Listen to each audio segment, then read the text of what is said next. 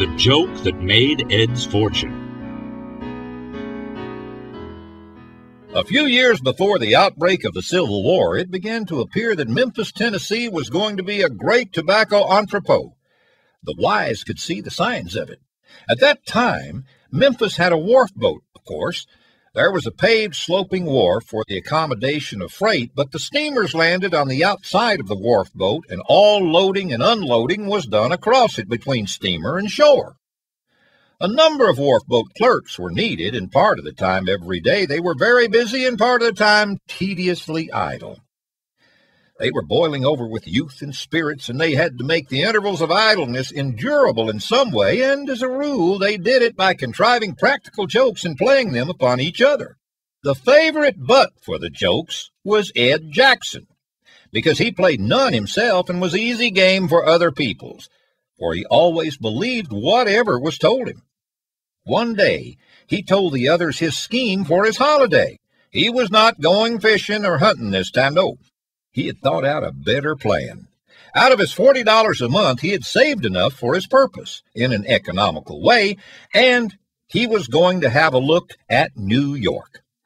It was a great and surprising idea. It meant travel, immense travel. In those days, it meant seeing the world. It was the equivalent of a voyage around it in hours. At first, the other youths thought his mind was affected, but when they found that he was in earnest, the next thing to be thought of was what sort of opportunity this venture might afford for a practical joke. The young men studied over the matter, then held a secret consultation and made a plan. The idea was that one of the conspirators should offer Ed a letter of introduction to Commodore Vanderbilt and trick him into delivering it. It would be easy to do this. But what would Ed do when he got back to Memphis? That was a serious matter. He was good-hearted and had always taken the jokes patiently, but they had been jokes which did not humiliate him, did not bring him to shame. Whereas this would be a cruel one in that way, and to play it was to meddle with fire. For with all his good nature, Ed was a Southerner, and the English of that was that when he came back, he would kill as many of the conspirators as he could before falling himself. However, the chances must be taken. It wouldn't do to waste such a joke as that. So the letter was prepared with great care and elaboration. It was signed Alfred Fairchild, and was written in an easy and friendly spirit. It stated that the bearer was the bosom friend of the writer's son, and was of good parts and sterling character, and it begged the Commodore to be kind to the young stranger for the writer's sake. It went on to say, "You may have forgotten me in this long stretch of time, but you will easily call me back out of your boyhood memories when I remind you of how we robbed old Stevenson's orchard that night, and how, while he was chasing down the road after us, we cut across the field and doubled back and sold his own apples to his own cook for a hatful of doughnuts. And the time that we," and so forth and so on, bringing in names of imaginary comrades and detailing all sorts of wild and absurd and, of course, wholly imaginary schoolboy pranks and adventures, but putting them into lively and telling shape. With all gravity, Ed was asked if he would like to have a letter to Commodore Vanderbilt, the great millionaire. It was expected that the question would astonish Ed, and it did. "What? Do you know that extraordinary man?" "No, but my father does. They were schoolboys together, and if you like, I'll write and ask father. I know he'll be glad to give it to you for my sake." Ed could not find words capable of expressing his gratitude and delight. The 3 days passed, and the letter was put into his hands.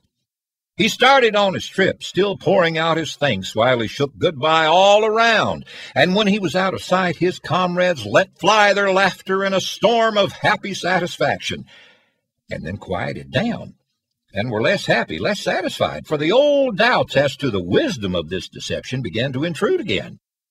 Arrived in New York, Ed found his way to Commodore Vanderbilt's business quarters, and was ushered into a large anteroom where a score of people were patiently awaiting their turn for a 2-minute interview with the millionaire in his private office. A servant asked for Ed's card, and got the letter instead. Ed was sent for a moment later, and found Mr. Vanderbilt alone with the letter open. in his hand. "Please sit down, Mr. Jackson." "Sit down, Mr. Jackson. By the opening sentences, it seems to be a letter from an old friend. Allow me. I will run my eye through it." He says, why, who is it?" He turned the sheet and found the signature. "Alfred Fairchild." Fairchild. I don't recall the name. "But that's nothing. 1,000 names have gone from me." He says, "Oh, dear. But it's good. Oh, it's rare. I don't quite remember it, but I seem to. It'll all come back to me presently." He says, "Oh, but that was a game. Oh, splendid. How it carries me back. It's all dim, of course. It's a long time ago, and some of the names are wavery and indistinct, but show. I know it happened. I can feel it. And Lord, how it warms my heart and brings back my lost youth. Well. I got to come back into this workaday world now. Business presses and people are waiting. I'll keep the rest for bed tonight and live my youth over again. And you'll thank Fairchild for me when you see him. I used to call him Alf, I think. And you'll give him my gratitude for what this letter has done for the tired spirit of a hard-worked man. And tell him there isn't anything that I can do for him or any friend of his that I won't do, and this for you, my lad. You are my guest. You can't stop at any hotel in New York. Sit where you are a little while till I get through with these people. Then we'll go home. I'll take care of you, my boy. Make yourself easy as to that." Ed stayed a week and had an immense time and never suspected that the Commodore's shrewd eyes were on him, and that he was daily being weighed and measured and analyzed and tried and tested. Yes, he had an immense time and never wrote home, but saved it all up to tell when he should get back. Twice, with proper modesty and decency, he proposed to end his visit, but the Commodore said, "No, wait. Leave it to me. I'll tell you when to go."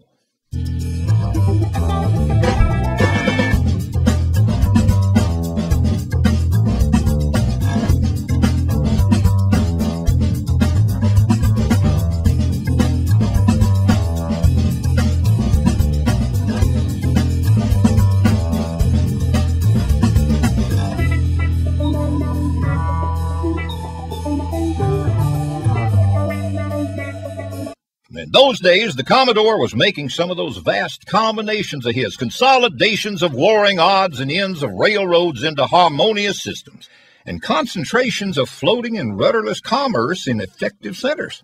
And among other things, his far-seeing eye had detected the convergence of that huge tobacco commerce already spoken of toward Memphis, and he had resolved to set his grasp upon it and make it his own. The week came to an end. Then the Commodore said, "Now you can start home, but first, we will have some more talk about that tobacco matter. I know you now. I know your abilities as well as you know them yourself, perhaps better. You understand that tobacco matter. You understand that I am going to take possession of it, and you also understand the plans which I have matured for doing it. What I want is a man who knows my mind and is qualified to represent me in Memphis and be in supreme command of that important business. And I appoint you." "Me?" "Yes. Your salary will be high, of course, for you are representing me. Later, you will earn increases of it, and we'll get them. You will need a small army of assistants. Choose them yourself and carefully. Take no man for friendship's sake, but all things being equal, take the man you know, take your friend, in preference to the stranger." After some further talk under his head, the Commodore said, "Goodbye, my boy, and thank Alf for me for sending you to me." When Ed reached Memphis, he rushed down to the wharf in a fever to tell his great news and thank the boys over and over again for thinking to give him the letter to Mr. Vanderbilt. It happened to be one of those idle times, blazing hot noonday, and no sign of life on the wharf. But as Ed threaded his way among the freight piles, he saw a white linen figure stretched in slumber upon a pile of grain sacks under an awning, and said to himself, "That's one of them," and hastened his step. Next he said, "It's Charlie, it's Fairchild, good," and the next moment laid an affectionate hand on the sleeper's shoulder. The eyes opened lazily, took one glance, the face blanched, the form whirled itself from the sack pile, and in an instant Ed was alone, and Fairchild was flying for the wharf boat like the wind. Ed was dazed, stupefied. Was Fairchild crazy? What could be the meaning of this? He started slow and dreamily down toward the wharf boat, turned the corner of a freight pile, and came suddenly upon two of the boys. They were lightly laughing over some pleasant matter. They heard his step and glanced up just as he discovered them. The laugh died abruptly, and before Ed could speak, they were off and sailing over barrels and bales like hunted deer. Again, Ed was paralyzed. Had the boys all gone mad? What could be the explanation of this extraordinary conduct? And so, dreaming along, he reached the wharf boat and stepped aboard. Nothing but silence there, and vacancy. He crossed the deck, turned the corner to go down the outer guard, heard a fervent, "Oh, Lord!" and saw a white linen form plunge overboard. The youth came up coughing and strangling and cried out, "Go away from here! You let me alone! I didn't do it! I swear I didn't!" "Didn't do what?" "Give you the—" "Never mind what you didn't do. Come out of that. What makes you all act so? What have I done?" "You? Why, you haven't done anything but—" "Well, then, what have you got against me? What do you all treat me so for?" But haven't you got anything against us?" "Of course not. What put such a thing into your head?" "Honor bright, you haven't?" "Honor bright. Swear it?" "I don't know what in the world you mean, but I swear it anyway." "And you'll shake hands with me?" "Goodness knows I'll be glad to. Why, I'm just starving to shake hands with somebody." The swimmer muttered, "Hang him. He smelt a rat and never delivered the letter. But it's all right. I'm not going to fetch up the subject." And he crawled out and came dripping and draining to shake hands. First one and then another of the conspirators showed up cautiously, armed to the teeth, took in the amicable situation, then ventured warily forward and joined the love feast. And to Ed's eager inquiry as to what made them act as they had been acting, they answered evasively and pretended that they had put it up as a joke to see what he would do. It was the best explanation they could invent at such short notice, and each said to himself, "He never delivered that letter, and the joke is on us. If he only knew it, or we were dull enough to come out and tell." Then, of course, they wanted to know all about the trip, and he said, "Come right up on the boiler deck and order the drinks. It's my treat. I'm going to tell you all about it, and tonight it's my treat again, and we'll have oysters and a time." When the drinks were brought and cigars lighted, Ed said, "Well, when I delivered the letter to Mr. Vanderbilt—" "Great Scott!" "Gracious, how you scared me. What's the matter?" Nothing. It was a tack in the chair seat," said one. "But you all said it. However, no matter. When I delivered the letter—" "Did you deliver it?" And they looked at each other as people might who thought that maybe they were dreaming.